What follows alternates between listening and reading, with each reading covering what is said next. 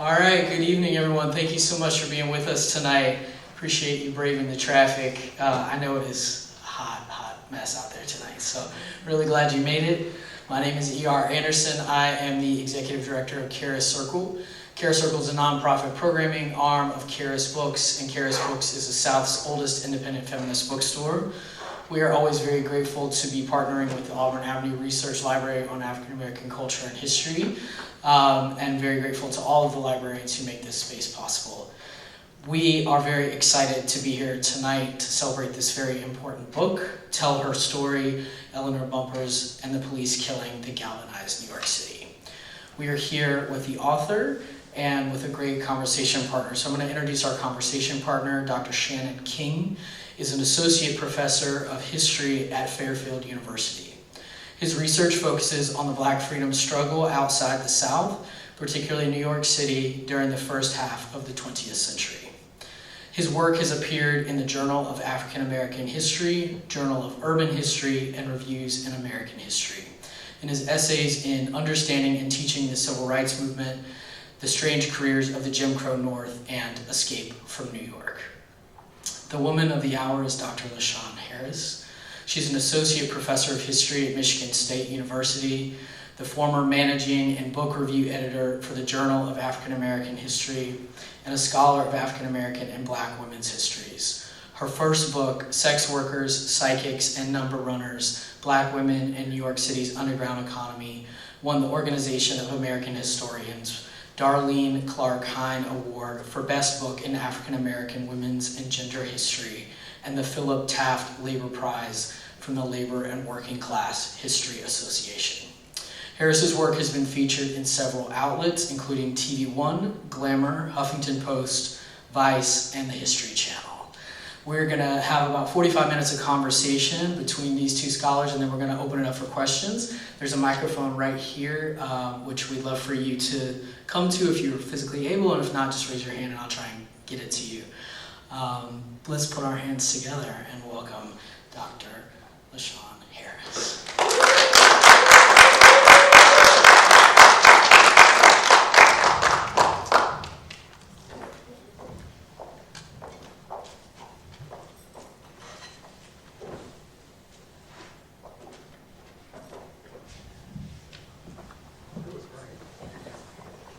Good evening. Good evening. Thank you for coming. How you doing? I'm good. Okay. How y'all doing? Good. All right now. So I'm excited to be here with you. Known you for a decade plus. A minute. For a minute. Since '89. And I've heard so much about your work and talked to you about your work as well as your first book. And so I must say that, and you know this already, that I thought that your book was a masterpiece. Thank you. And I'm excited to talk to you about it. I'm so impressed by your work and your work ethic as well. So I must say I learned so much about Bumpurs, of course, but also storytelling and research. And so that's how I want to begin the questions. So when and how did you come to this project? Thank you for that question. I want to first thank Charis Books for sponsoring this talk, and also the Auburn Research Center for also sponsoring the talk. And thank you to my friends and new friends out there for attending the talk. I know you could have been a lot of other places, but you're here with me tonight, so thank you. I came to this project not really wanting to focus on Eleanor Bumpurs for an entire book. After my first book was published, I thought that I knew that I wanted to do something in the 80s, but I thought that I would stay with informal economy work. And I decided to do just a short article about Eleanor Bumpurs. And that turned into a bigger research project because there's so much you can put in a journal article. And then after talking to my mom about just our history and living in the Bronx, I kind of decided that this would be a good topic, especially for someone who, I lived across the street from Eleanor Bumpurs. I was 10 years old when she was killed. So I felt like this was my story to tell, a story about not just her, but also a history about a community in which I came from. And I really wanted to understand the impact of her death on the community. Mm-hmm. So I didn't come to the topic thinking that I would do a complete bio on her and really a biography about a movement. It was sort of happenstance.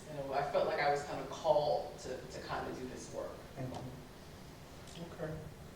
And so, how did you begin the project with the calling? Was it, after a conversation with your mom? Did you start reading? Did you have any memories? I know in the introduction you sort of talk about that particular day, but were there memories that sort of led you to, okay, this is something I can do this? Like, how did you get to that point where you felt that calling? Yeah. Well, after talking with my mom about the connection, my parents knew Eleanor Bumpurs' daughter, Mary Bumpurs. She had dogs, and we had dogs, and we would often see her in the neighborhood. So I didn't know her personally. I was 10 years old, and I was really consumed about what was happening in my own, my 10-year-old world. And the day that she was killed, it was a couple of days before Halloween. Mm-hmm. And we were, the kids in my community had, we were going to go trick-or-treating, we were going to go across the streets to projects. And that didn't happen because after her death, the police, reporters swarmed the neighborhood looking, trying to interview people. And we had to trick-or-treat in the building. Mm-hmm. So, kids were upset because, we couldn't go across the street. So after talking to my mom about that experience, I went back to the neighborhood. I took the three bus, I took the 3 bus down University Avenue, and just a few memories started to come back, but not particularly about that event. Most of it was just talking to my parents and then reading a lot of newspapers. Mm-hmm. So after I started reading, newspapers like the New York Times, New York Daily News, I figured that this was something that I needed to do, but I also recognized in reading the newspapers that, I couldn't settle on just what the newspapers, were saying about the case, because a lot of times the narrative was based on police records and police narratives. Mm-hmm. So it was really, the calling was really about me thinking about my childhood in a very different way, mm-hmm. but also kind of remembering little things, based upon what my mom was telling me. Mm-hmm. So it was those sort of connections and recollections about that particular day, which is deep to me because, of course, from a child's perspective, you're trying to think about what you want to do, right? And how you want to do what you need to do with your friends, right? Interruption. I was concerned about candy. We went to Woolworths. We picked out the plastic costume, and we thought we were going to go to the bodega, to the church, and across the street to the projects. Right. And when that didn't happen, it was like we got a trick or treat in this building, 5-story walk up. That just wasn't, mm-hmm. what we wanted to do. And at the time, you don't know what's happening around you, right? Exactly. You definitely don't know. But after a couple of days and weeks, you knew that the neighborhood was different because there was more people in mm-hmm. the neighborhood, right? Mm-hmm. And different looking people, people you didn't recognize. Okay. Meaning, police officers, reporters, people who don't live in the community. Yeah, it felt like a bit of an invasion. Sure, yeah, mm-hmm. Exactly. I'm from the Bronx too. So a related question. So you go from sort of this personal experience, then you go to the newspapers, and then you sort of return as a historian, award-winning, so on and so forth. When you engaged with the scholarship, or when you read the scholarship, what was how did you sort of make sense of, on the one hand, I want to tell this particular story, and on the other hand, what's in the scholarship? How did you sort of figure out what direction you would take? Well, she's not really talked about in the scholarship, and if she is, it's usually in a particular way. Mm-hmm. It's usually solely on, racial violence and police brutality. Mm-hmm. So I knew that, folks of a certain generation knew the story But I kind of wanted to tell a different story. I mean, one that definitely focused on the killing, but I wanted to tell a fuller story about who she was. You know, much of the scholarship on police violence tends to focus not on people and the impact of that violence on families. So I also knew that I wanted to look at the kind of aftershocks of violence, like what that meant for the Bumpurs family to lose their mother in such a horrific way. And I also wanted to think about the emergence of like family activism and like what that meant for someone who is grieving publicly, but who also decides to take up the mantle to become an activist. At the same time, when I was working on this case, I was working on another case. This is the case of Sharon Walker. She was killed in December of 1984, 2 months after Eleanor Bumpurs. And that family did not become activists, which I thought was really striking, right? So I wanted to kind of ask those types of questions. And it's not to say that the other stuff wasn't important, but I wanted to kind of give people a fuller picture. I wanted people to go beyond like this picture, which is the only picture really of Eleanor Bumpurs. There's a few other pictures, but I wanted folks to go beyond this picture. I wanted to humanize her. I wanted to know who she was before October 29, 1984. So part of, you know, departing from the scholarship was really to talk about the human condition and how the family came to their activism, and to really think about Eleanor Bumpurs in a different way beyond this picture. The story that I tell here is it's from a victim-centered perspective. And I hope that comes through, but I was really interested in kind of not going against the scholarship, but just telling a different type of story, like putting a different type of narrative out there. Okay. So, can you tell us about the summer of 2017 when you were, quote, mustering the courage to contact Mary Bumpurs? Well, that's a good story, and I'm glad that Mary Phillips is here because, you know, my first book and all of my work is on early 20th century history. My first book is on the 1920s, 1930s. Jumping into the 1980s was going to be hard. I knew that. I knew that I would have to do oral interviews. I'm not trained as an oral historian. I didn't know what to do. And I was talking to Mary Phillips, whose book just came out in January on Erica Huggins, and she's done decades of work on Erica Huggins and oral history. And I said, Mary, like, how do I do this work? You know, I mean, should I email her? Should I call her? Should I just go to Mary Bumpurs' house? Like, what should I do? And Mary Phillips said, you just need to go to her house. You just need to go to her door. And I told my mom I was going to do this. And my mom said, you don't go to people's house. You don't just knock on folks' doors. I was waiting for her. I was like, well, you know, either she's just going to say no or she's just going to curse me out.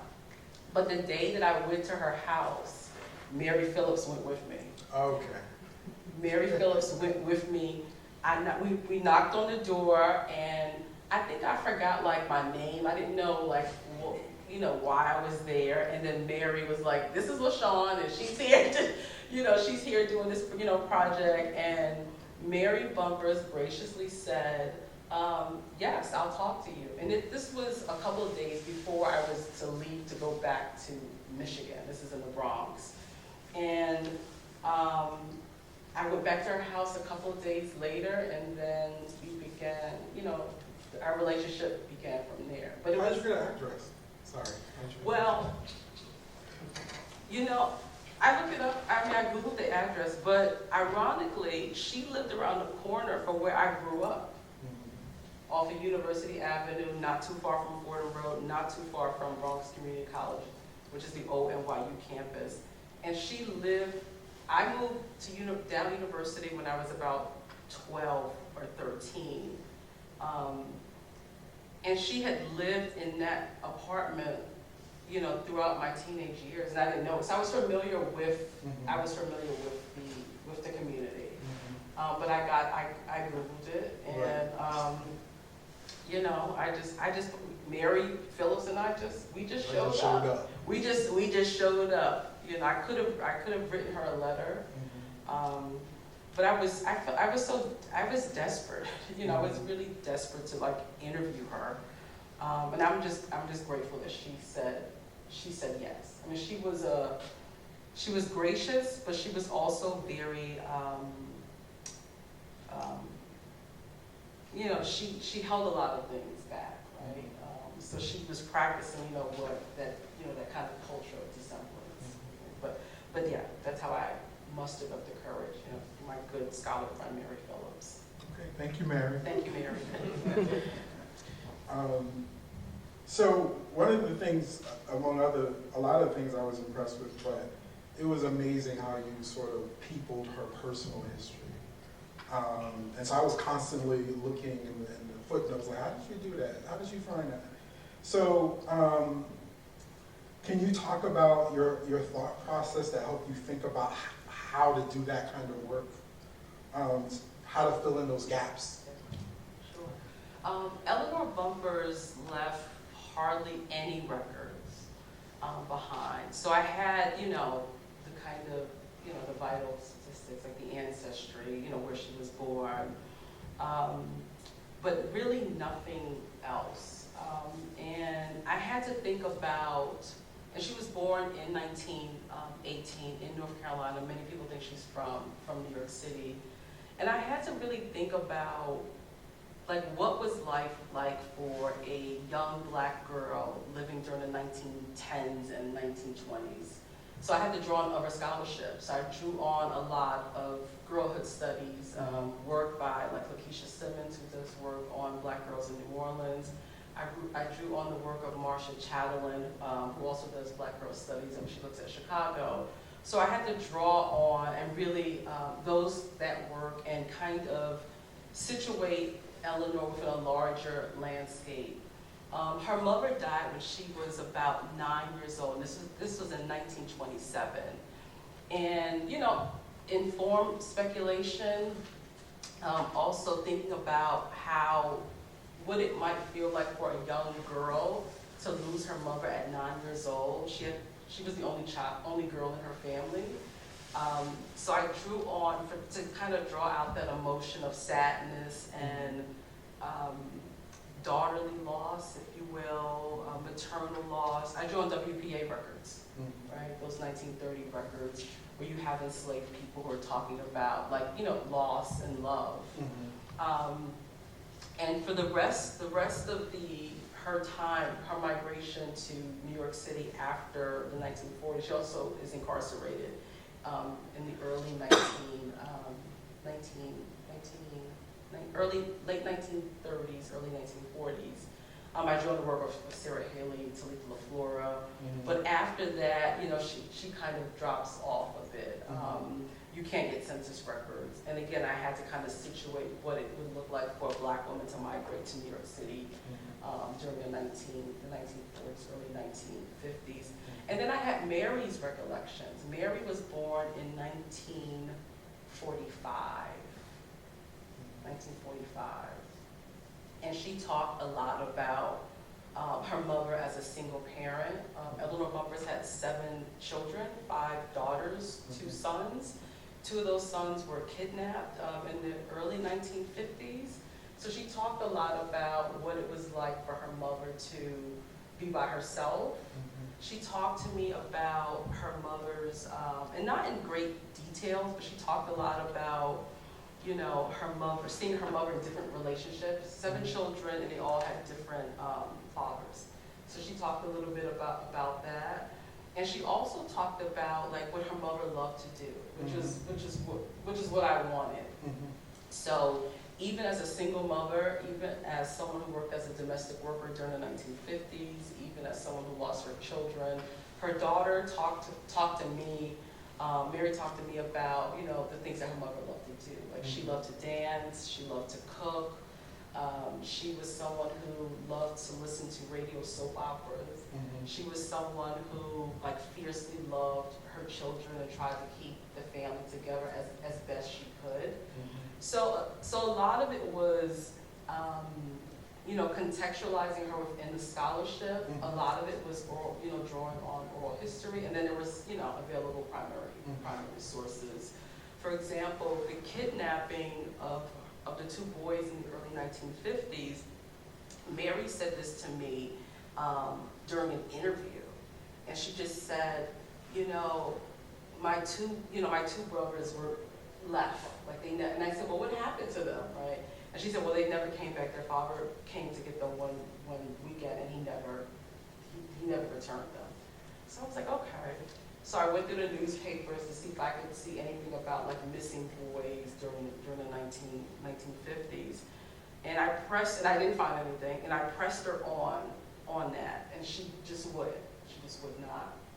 She wouldn't talk about it. And when I went to the surrogate court, those legal records are like gold. When I went to the surrogate court to look at Eleanor Bumpurs, the estate, her will, well, not the will, but the estate, it was a lot of information in there about these two missing boys. So Eleanor Bumpurs died without a will, and Mary Bumpurs, her daughter, filed a lawsuit for $10 million. And if you file a lawsuit and you don't have a will, you have to go through the surrogate court process. The court wants to know, are there any potential heirs that can make claims to this money? And the two boys were potential heirs to whatever money they would get from the lawsuit. So I was able to kind of glean a little bit about what happened to the boys and how it impacted Eleanor Bumpurs. So as early as the 1950s, that kidnapping or parental abduction perhaps placed her in jeopardy for any subsequent mental health issues. So can you tell us about what happened on October 29th, 1984, with a little bit of context, and then what happened that day?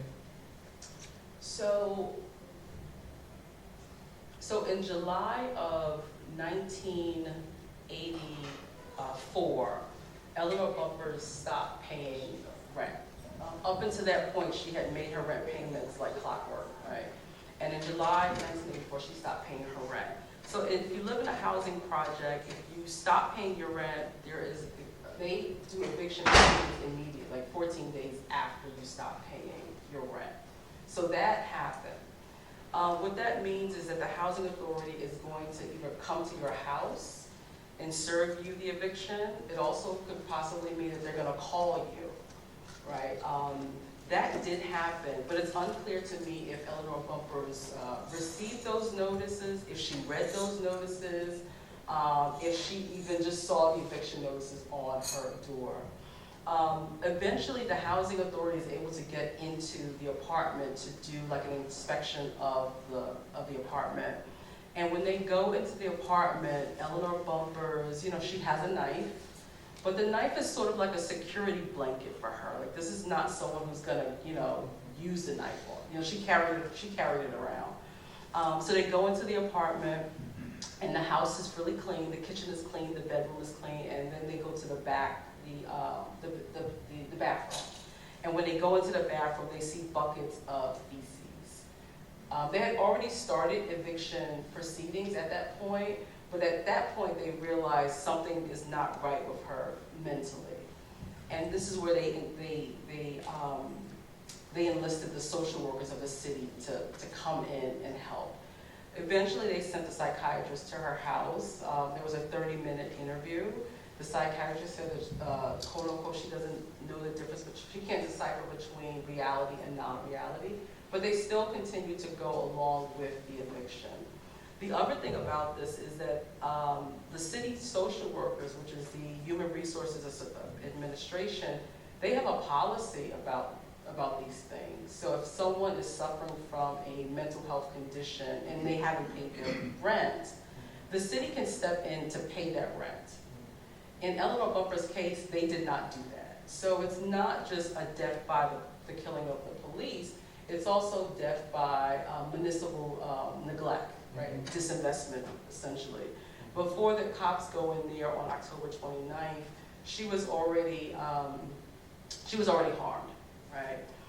So they staged the eviction, and on that particular day, her hallway is really narrow. So on that day, there were about 12 cops. There was the Housing Authority Police, and there was also the Emergency Services Unit, which is a different police. They are more militarized. They carry, guns. They carry shotguns. The Housing Authority officials were there. There were a few social workers there, and there were also movers there. When they made plans to evict her, they did not make a post-eviction plan for her. They were just going to take her to the hospital, and then that was it. They didn't call the daughters. No, the daughters didn't know. And there were also a few residents outside the door. Right? Those are really the only people that showed her any type of compassion that day. So the police, they proceed to take they knock on the door. Mrs. Bumpurs come out. We're helping to serve this eviction. And she doesn't come to the door. She yells at them. They eventually drill the locks out. They take the locks off the door, and then they go in. And according to the police, she lunges at them with that butcher knife in her right hand. Stephen Sullivan, who is a decorated police officer, he had been with the NYPD for at least 10 years, shoots her in the right hand, blowing off 3 fingers. And according to him, she was still flailing with the knife. That was the justification for the second shot, which is the mass of the chest. That was the gunshot wound to the chest, right? But she's not dead. She's shot in the chest. She embraces herself. She slides down on her kitchen wall. She's still kind of resisting them, even as they're trying to give her medical care. And they take her out. The people in the hallway heard the shots. The entire building heard the shots. And they take her out, and the housing authority, the residents are just on fire. I mean, they heard the shots. They see her coming out. She's bloody. The police, the EMS people only cover like half of her torso. People are crying, and they put her in the EMS truck, and she experiences cardiac arrest on the way to Lincoln Hospital, and she eventually dies. And her daughters who live down the street, they come to the apartment probably about 20 minutes after the event. They don't know what's going on. They get to the apartment, there are police outside of their mother's door, and they're like, what is happening? And a police officer comes outside and says, your mother has been shot, and Mary says, shot? Like, for what? And they take them to the hospital, and she finds out that her mother was shot by the police because of this eviction. So how did Mary become, as you described, a daughter activist? And then sketch out briefly the movement that she helped build in New York City. Yeah, in the book I describe her as a reluctant activist. She's the second oldest daughter. The oldest daughter dies before Stephen Sullivan is indicted, and Mary understands it's now up to her to speak on behalf of her mother. But she doesn't come to that decision easily. Like, she has to think about, her own children. Mary Bumpurs is also unemployed, so she's, looking for a job. She's thinking about her children. She's thinking about and understanding what is to come when you go up against the police and really the city. There was also a conversation between me and her about her not feeling, not being the right person per se to come before the public and to talk about what happened to the family in a really kind of articulate way. I think in her mind she probably thought that she would not have been a great representative for her mother and her family. But this is a woman who is really fierce. She has a really distinct, like, booming voice, and a really powerful voice. But it was something that she had to do for her mother and for her family. And I think there might be, she didn't say this to me, but I think there may have been some guilt there too. Because, you know, as the police were going into the apartment and, you know, shooting her mother, she was down the street. You know, she was only a few blocks away. So I think that what she couldn't do in life for her mother, like helping her on that particular day, she figured that she would do that in death, which was really to speak on her behalf and, in her words, not let this case be swept under the rug. So in the book, I describe this as really, you know, it might be an early iteration of what Kimberly Crenshaw calls the Say Her Name movement for New York, right? And I say that because, you know, during the 1980s, there are other police shooting cases, but none by, but no women.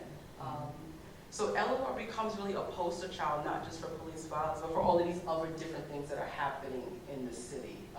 You know, whether it's, you know, anti-Black violence, she becomes a poster child for, you know, housing conditions, you know, tenants' rights. So Mary becomes this kind of, not just a foot soldier, but really someone who's leading that movement, and she helps to form the Eleanor Bumpurs Justice Committee, which is an organization, it's a grassroots organization that was formed by people from the Bronx. And then others joined that movement, you know, folks like Herbert Daughtry, who is one of the co-founders of the Black United Front, David Dinkins, who becomes New York City's first Black mayor. At the time when Eleanor was killed, he was a city clerk. Roscoe Brown, who was the president of Bronx Community College, former Tuskegee Airman, also becomes a part of this movement. But this is a movement that is really spearheaded by the family and also Bronx activists, and then everyone else comes in. And she needs those people because Herbert Daughtry and Wendell Foster, who was the city councilman at the time from the Bronx, they're kind of like the Ben Crumps of New York City, if you will. Like, they have a lot of resources, they know a lot of preachers, they're connected like politically, and they bring all of those things to that legal justice movement. Okay, so I have two more questions. So while I was familiar with the outcome, I had no idea about the nuances involved. Can you talk a bit about the court case and the discussion of the sentencing, which I was really surprised about? Okay. So, so Eleanor's killed in October of 1984, and the Bronx at that time had I guess if you will, a progressive DA. His name is Mario Marola. He had been in office since like the 1970s, and he was not a stranger to prosecuting police. The NYPD did not like him, and the police union did not like him because he was always trying to prosecute and indict police. So he decides to take the case to the grand jury. He does that in December-ish, January of 1984, going into January 1985. And Stephen Sullivan is indicted at the end of January of 1985. He's indicted about 5 days prior to the indictment of Bernie Getz, the subway vigilante who had shot 14 teenagers in December of 1984. And when Stephen Sullivan is indicted, he's not indicted for murder, which is what the family had wanted. The activists had wanted the indictment for murder. He's indicted for manslaughter. But some members of the family, this is in newspapers, we're just pleased that he was indicted in the first place, right? But Mary and Herbert Daughtry are really vocal. There was a press conference that was held at Herbert Daughtry's church, which I had a recording of that press conference, and the newspapers covered it pretty well. So he's indicted, and then the indictment is tossed out by a judge, and then Mario Marola, the DA, files an appeal. He goes to the New York State Appellate Court. The indictment is still rejected, and then he takes the case to the New York Court of Appeals, and and the indictment is reinstated. So the indictment, when it's reinstated, that's in November of 1986. And the trial against Stephen Sullivan is January 1987. So there's a 3-year legal battle to bring Stephen Sullivan to justice. And he just, once the indictment is upheld, he decides to have a jury by judge, a bench trial. And, you know, I mean, for obvious reasons, he probably would not want a jury because that jury would have been representative of Black and brown people in the community, in the Bronx community.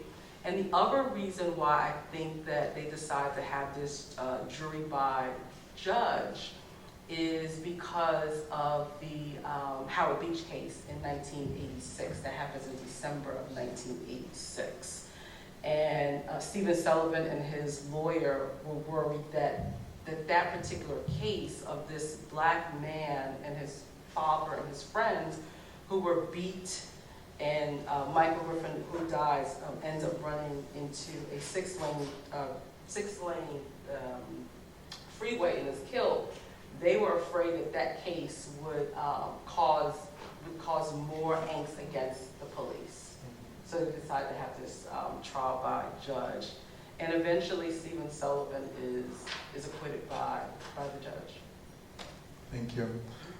Final question. What are some final thoughts that you might want to share that you haven't talked about so far? You know, I think for me, I mean, people will read it and they will take away, you know, what they take away. I think for me, what's important about the story is that we center victims and survivors. I think it's really important to tell full stories of folk. I mean, when we think about the lives of Breonna Taylor or George Floyd or Eric Gardner or Michael Brown, I mean, how much do we know about their personal lives other than seeing them die on videotape or hearing about, you know, how many times Breonna Taylor was shot? I think more people are starting to do that work. I think that if we can invest in the many different lives that they lived, then we can have a more emotional connection, if you will, to how they lived and also how they died. And the other big thing for me about this is to think about survivors, because, you know, when the case goes away, you know, whether a person is indicted, faces justice, the family still has to live with that. And I say that because even as I was interviewing Mary Bumpurs, she went back to 1984. Like, she was still in 1984. And I often felt bad when I left her because I went home and, you know, cataloged my data, you know, read through what she had wrote. But she was still there. So I think it's important to kind of think about the slow violence that happens to victims, days, you know, months, years, and even decades after, like, a really explosive event. Thank you. So we have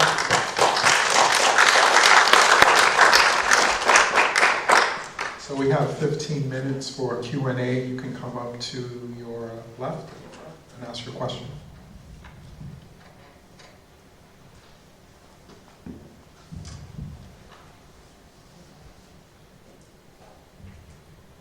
I have some more questions. So I'll throw some more. Okay. So, you know, I was really impressed about your approach to the writing, and I felt like you, you know, took time and care in writing about Mary Bumpurs in a way that I felt helped me get a sense of who she was in addition to who her mother was. And I thought that was I thought that was the heart of the book for me.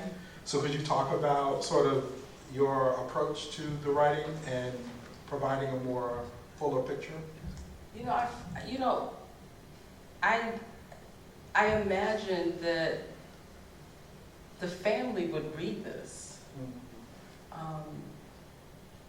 And I think that, you know, now you have families who are writing memoirs about their loved ones, you know, like Sabrina Fulton and Tracy Martin. They wrote a memoir about Trayvon Martin.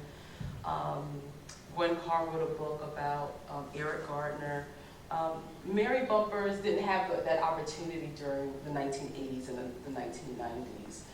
And I felt accountable to writing a book that like honored the family and also honored Eleanor Bumpurs. And I also knew that during the 1980s and the 1990s, there was such scathing media coverage about the family because the family was deemed, you know, that they didn't take care of their mother, they were accused of maternal neglect.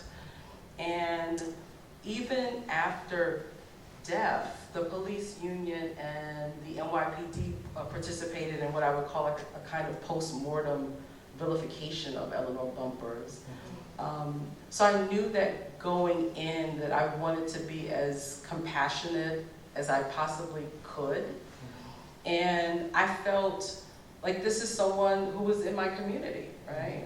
So I felt accountable to the family, Eleanor, and also really my community because when they read this, I want them to see the care. I want them to see that I've mulled over like language.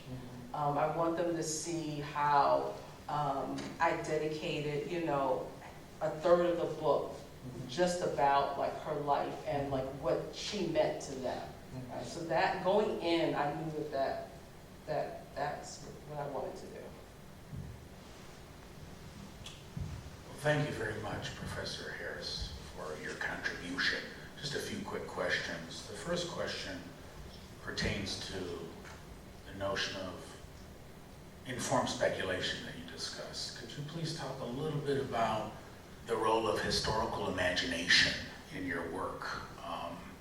And then following up on that, could you talk about how it is that you grappled with trying to portray Eleanor Bumpurs' humanity? Thank you. You know, the informed I mean, you know, I think as a historian, this is being filmed, so maybe I shouldn't say this. But I feel like as a historian, like, there are a lot of things that we speculate about. And it was important for me to do that because I was really thinking about what was not in the archive. You know, what was not in the archive. There are things that I just couldn't get in the archive. For example, when Eleanor's mother dies at 9 years old, you know, there was no archive that told me that she was sad. I figured that she was sad and she cried for her mother. She loved her mother. And I knew that also because she named her first daughter after her mother.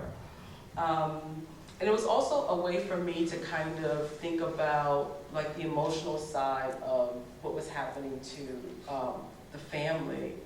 I think it was important to kind of speculate because I had to really contextualize her like within a larger landscape. So I mean, the whole book is not speculative. It also draws on other things, but in those spots where I couldn't get what I needed from the archive, I had to contextualize her, and I had to think about the different possibilities for her life. Again, you know, when her two sons are kidnapped in the 1950s, those court documents did not tell me that, you know, she was sad that her kids were taken away. I knew that. You know, I mean, what mother wouldn't be sad? But I also knew when Mary talked about it that one time, she had tears in her eyes, right? So those things also inform. So it's just not totally, well, I think this is happening, right? I think this is happening, but, you know, there's some other sources I have to kind of support what I'm thinking. And your last question was? Just about portraying the humanity of your protagonist. Oh, that was important because she, throughout the 1980s, after her death, she wasn't portrayed as a human being. She was portrayed, or as a grandmother, or as a mother. She was portrayed as someone who was violent. She was portrayed as someone who was, quote unquote, emotionally disturbed. She was, her body was dissected in the media. She was over 200 pounds. There was a lot of conversations about how heavy she was, so a lot of fat shaming. So it was important for me to kind of refute those things, to present a different type of narrative. If she was heavy, Eleanor Bumpurs loved to cook, and she loved to feed other people too, right? So it was important to tell a different type of story. They said that, you know, the kids, deserted their mother, right? Not at all. They knew that their mother was independent, and they left her to her own devices when they knew that she could, take care of herself, meaning going to pay her rent, going to the supermarket, right? So it was important to kind of show another narrative to the kind of scathing, like, media portrayals as well as police portrayals.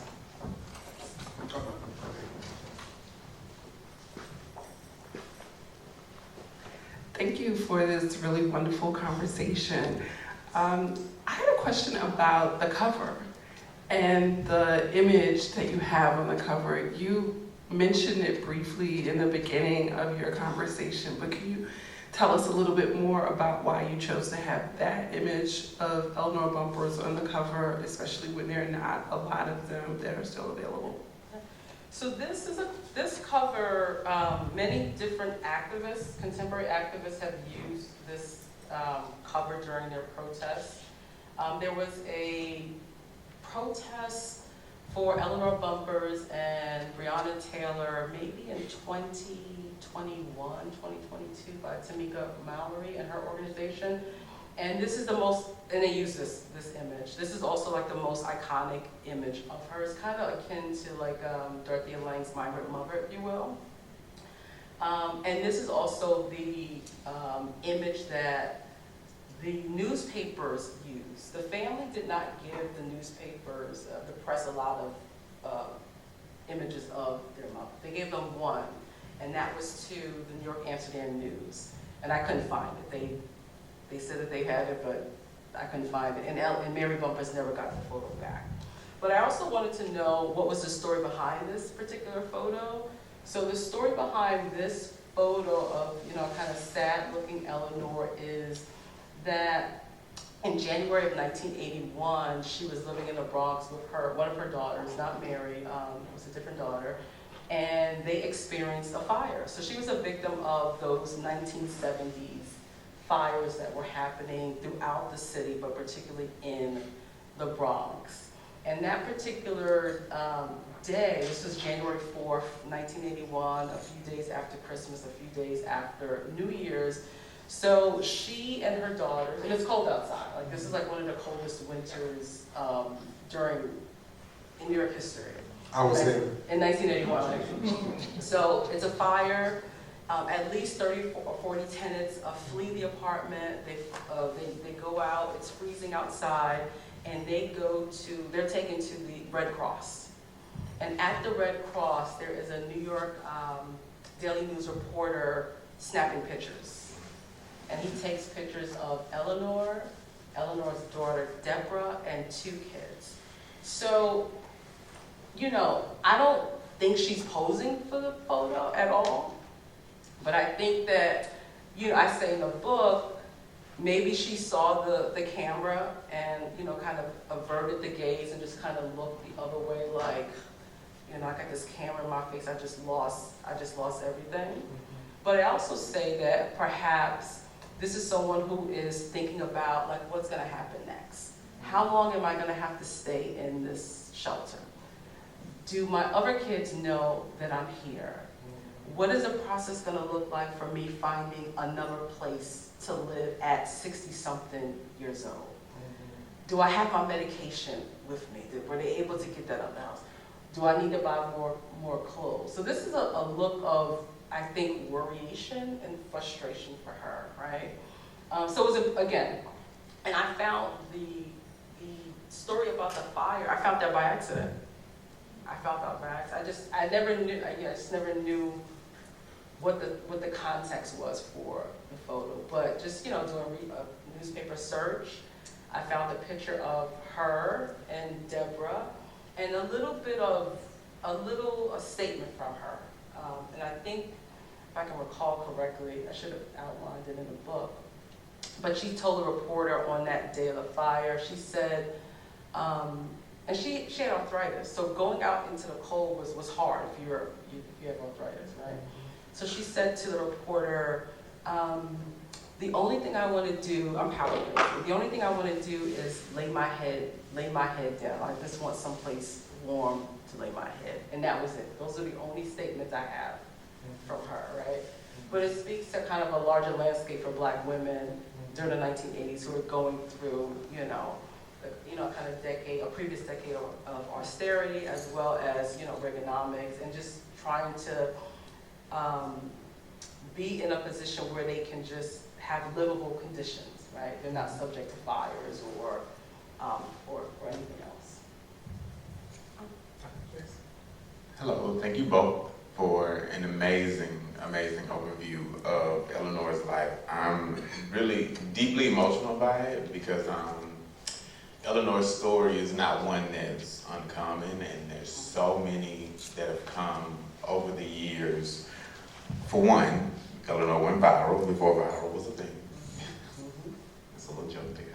But two, the system. Can you talk about the system of where not only in this level of violence in Eleanor's life, Black women, Black people have consistently gone through this kind of violence from the system, but then also the sensationalizing or sensationalization. I got an English degree, but that's just sitting on my desk. Whatever the word is, the sensationalizing of the acceptance of when we see this on social media, it's more so of a common thing. So maybe talk to me about the system of the issue and then how we receive these kind of stories. That's a hard question. I mean, I hope I can pose some of that to the audience too. But as you said, I mean, Black women have been living through, decades of race, gender, and class oppression. What happened to Eleanor is, I mean, the death is not uncommon. But at the same time, we also know that Black women are suffering from this kind of everyday harms too. Like maybe Black women are not dying at the hands of police on a daily basis, but we do know that they're suffering from state violence on a daily basis, whether that's through, evictions, whether that's through being denied, adequate medical services, whether that's being cut off from city services, food stamps, whether that's being, like Eleanor during the 1970s, being denied adequate mental health care. And at the same time, and this is why I say before police even got to the door, she had already been, like many Black women in the city, had already been harmed. And I think that's one of the reasons why she becomes a poster child for so many different women who don't die at the hands of police, but they've experienced these different types of everyday harms. And it's a shame that when someone like that suffers and dies, that they still have to kind of go through this kind of post-mortem vilification, not just by the police, but also by the union, also by white civilians who align themselves with the police. So a lot of it is connected, and I would say about more contemporary times,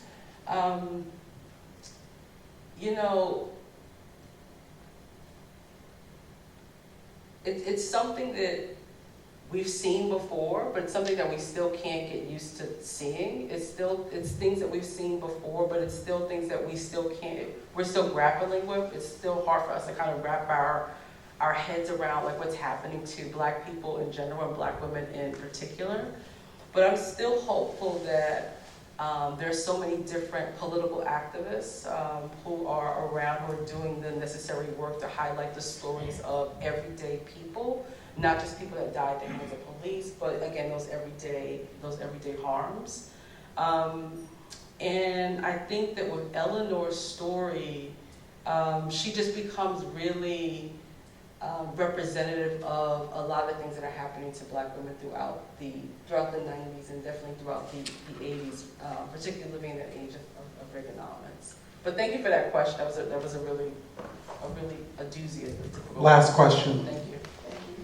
Eagle. Thank you so much for your work. And as a Black girl growing up in the 1980s in northern New Jersey, I remember quite well what happened to Eleanor Bumpurs, and I thank you for restoring her dignity and her womanhood, you know, and I can't wait to read the book.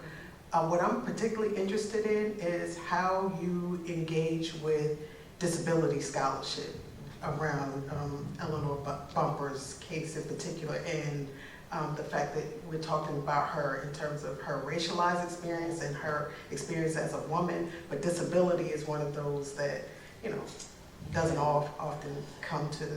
Yeah, I mean, yeah, that, and I think that's where some people may say that the book might be limited in those ways, in terms of scholarship.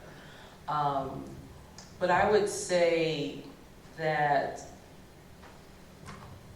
because she was a disabled person, the public treated her in a particular way, particularly those who were her detractors, who believed that she deserved to die and believed that excessive force was necessary for her.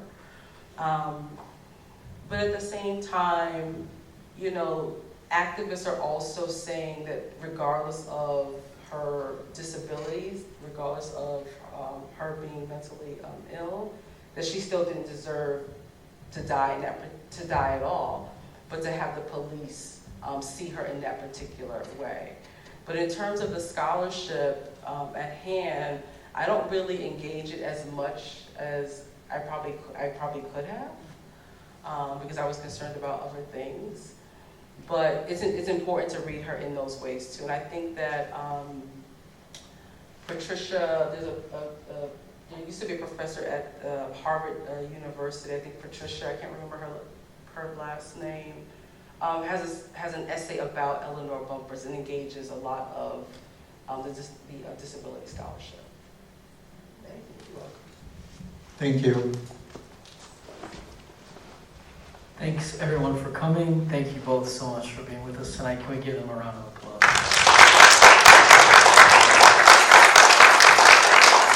We're going to invite everyone into the lobby. You can get your book signed. If you would like to purchase a book, you can line up on the left. If you already have your book and you'd like to get it signed, please just line up on the right. And we'll be out there shortly. Thank you very much.